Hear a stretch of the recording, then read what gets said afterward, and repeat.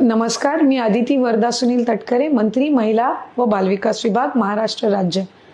येत्या अक्षय तृतीयेच्या आपल्या सर्वांनाच मी मनापासून शुभेच्छा देते।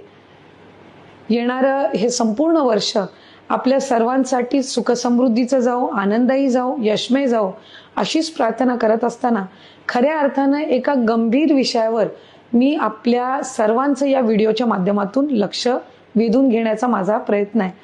अक्षय तृतीयेचा दिवस हा शुभ मानला जातो। अनेक विवाह, अनेक शुभ कार्य असतील, याच्यासाठी सर्वात उत्कृष्ट जे दिवस असतात किंवा जे शुभ काळ म्हणून ओळखले जातात त्याच्यातलं एक अक्षय तृतीय।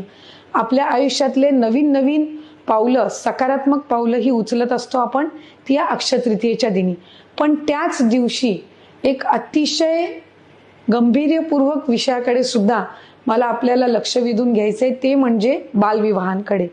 अनेकदा अक्षय तृतीयेचा दिवस हा विवाह सोहळ्यांसाठी सुद्धा अतिशय उत्तम आणि शुभ मुहूर्त मानला जातो। पण याच दिवशी दुर्दैवाने काही भागांमध्ये बालविवाह सुद्धा मोठ्या प्रमाणामध्ये किंवा कमी जास्त प्रमाणामध्ये होण्याच्या घटना या त्या ठिकाणी निदर्शनास आल्यात।